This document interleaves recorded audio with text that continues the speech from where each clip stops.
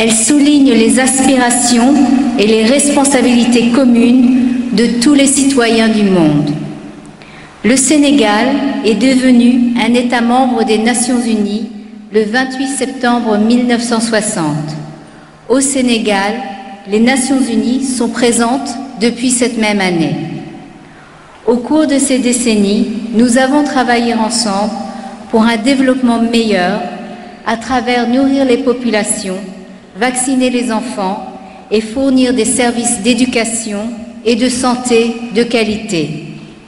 Nous nous sommes engagés ensemble à défendre les droits de l'homme, protéger les enfants contre la violence, autonomiser les femmes et les jeunes et accélérer la protection de l'environnement. À travers notre nouveau plan cadre de coopération, nous continuons à répondre aux priorités de développement du Sénégal et faire progresser l'agenda 2030. Pour atteindre les ODD, il est clair que nous devons faire le développement différemment. Reconnaissant l'interdépendance des objectifs économiques, sociaux et environnementaux, les Nations Unies apportent également des changements importants.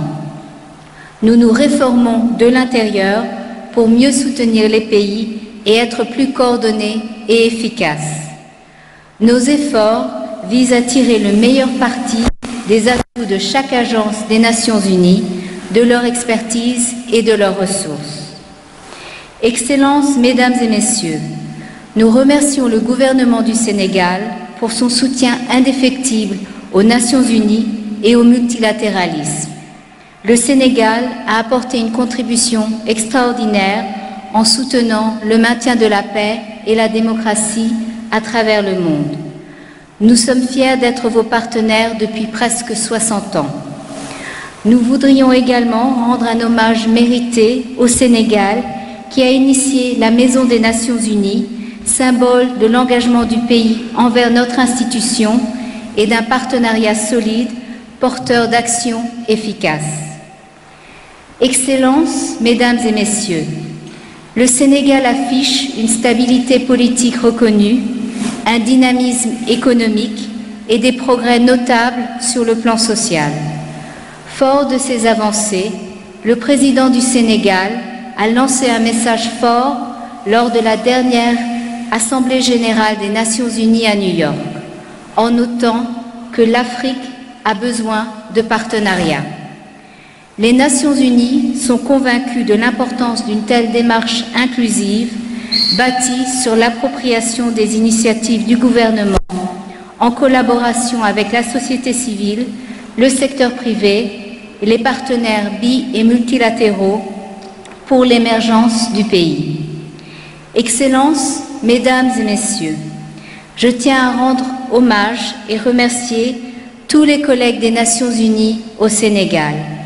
Ce sont ces collègues talentueux qui contribuent au quotidien à donner vie à la Charte des Nations Unies. C'est grâce à leur travail acharné et à leur dévouement que les Nations Unies sont reconnues comme un partenaire de développement et de confiance.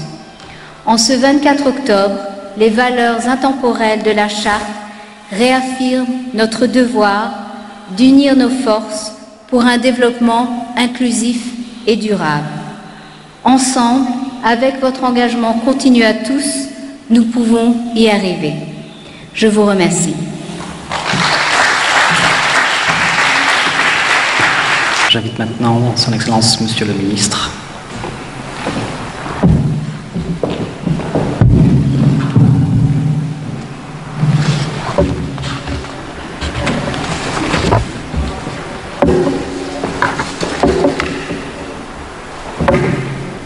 Mesdames le coordonnateur résident, chers membres du corps diplomatique, distingués invités, Mesdames et Messieurs, à vos noms et qualités. Dans un contexte de doute sur le multilatéralisme et de tentation au repli identitaire, comment ne pas saisir cette bonne opportunité qu'offre la Journée des Nations Unies, que nous marquons de nouveau pour magnifier les progrès tangibles accomplis par l'Organisation universelle en faveur de l'humanité.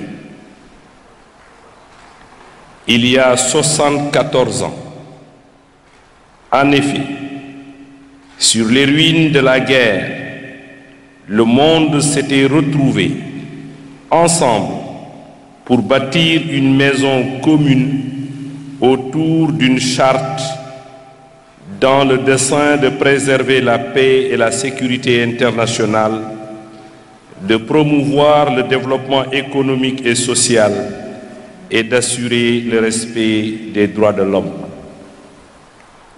Aussi, de nos jours, notre organisation s'emploie-t-elle à nourrir ceux qui ont faim, à accompagner les processus de développement, à vacciner les enfants et à défendre les sans-voix. Les casques bleus, eux, se trouvent en première ligne des conflits. Les médiateurs œuvrent pour la paix et la stabilité, alors que les travailleurs humanitaires bravent au quotidien les situations les plus dangereuses pour apporter l'assistance aux personnes dans le besoin. Le récent accident intervenu en République centrafricaine qui a entraîné la disparition de 4 djambars sénégalais engagés au sein de la MINUSCA rappelle, si besoin en était encore, le sacrifice ultime que consacrent les troupes au service de nos idéaux. Mesdames, Messieurs, ces progrès qui ont fait notre fierté ne devraient cependant guère occulter les défis colossaux qui se posent encore à l'ONU dans son ambition de léguer aux générations futures un monde plus sûr et plus harmonieux. Car, en dépit des efforts de paix et de stabilisation déployés par les Nations Unies, des foyers de tension persistent à travers le monde. Au demeurant, des défis importants liés entre autres au terrorisme, à l'extrémisme violent, à la criminalité transfrontalière, au trafic d'armes et d'êtres humains se posent toujours. Au Sahel, par exemple, l'action destructrice des groupes terroristes sape le développement de la région et constitue une menace pour notre stabilité à tous. Or, comme l'a si bien dit le président de la République, son Excellence M. Macky Sall, le premier droit fondamental de l'homme est le droit à la vie. Il faut d'abord vivre pour aspirer à la liberté, à la démocratie et au développement. Tout aussi préoccupant est le retard accusé dans la mise en œuvre de l'agenda 2030. 4 années après son adoption, principalement en raison du non-respect des engagements pris dans le cadre du plan d'action d'Addis Abeba. Il reste à espérer que les réunions de haut niveau consacrées aux ODD dans le cadre du segment de haut niveau de la 74e session de l'Assemblée générale de l'ONU contribueront à donner un souffle nouveau à cette ambitieuse feuille de route. La question du changement climatique, de l'urgence climatique, dis-je, doit également retenir toute notre attention en veillant à l'application de l'accord de Paris sur le climat, y compris l'objectif de mobilisation de 100 milliards de dollars par an. Mesdames, Messieurs, sur tous ces sujets essentiels, Comme sur tant d'autres défis, nous avons l'impérieux devoir de nous retrouver en tant que communauté internationale autour d'un cadre multilatéral fécond sur les valeurs partagées et les règles définies d'un commun accord et dont l'ONU est le symbole et le socle par excellence. C'est en ce sens que les réformes engagées par le secrétaire général visant à adapter l'ONU aux défis actuels et futurs sur la base des principes fondateurs de la Charte méritent tout notre soutien. Tout comme du reste, l'impératif de mettre les ressources adéquates à la disposition de l'organisation en vue de lui permettre de remplir pleinement sa mission. Aujourd'hui, plus que jamais, nous avons besoin d'une organisation réformée, crédible et efficace au service de l'humanité entière en vue de réaffirmer notre foi collective au multilatéralisme. Mesdames, Messieurs, sous ce rapport, je suis heureux de reprendre le président Macky Sall dans son récent discours au débat général de l'Assemblée générale de l'ONU pour renouveler l'attachement du Sénégal au multilatéralisme et à une gouvernance mondiale réformée et inclusive. Notre pays poursuivra ses efforts en faveur de la paix et de la sécurité internationale, y compris en continuant d'apporter une contribution de qualité aux opérations de paix de l'ONU.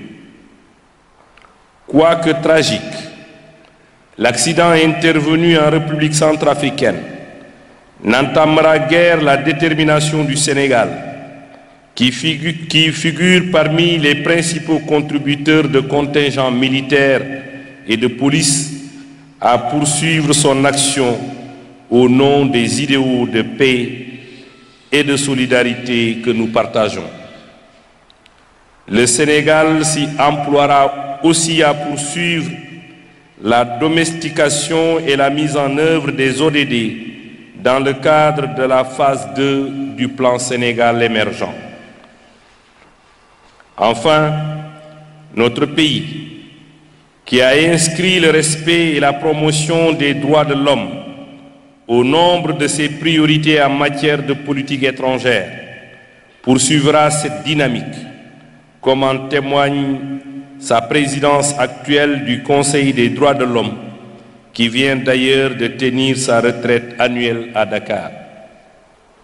Mesdames, Messieurs, je ne saurais clore mon propos sans me réjouir de la vitalité et de la qualité du partenariat existant entre l'ONU et le Sénégal et vous dire la détermination de son Excellence Macky Sall de voir cette coopération qui touche tous les domaines de la vie politique, économique, socio-culturelle se consolider et se renforcer. C'est pour cette raison que le Sénégal, qui suit avec attention la revue stratégique en cours du Bureau des Nations Unies pour l'Afrique de l'Ouest et le Sahel, espère une présence renforcée et consolidée de l'ONU à Dakar et dans notre sous-région. Je vous remercie de votre aimable attention.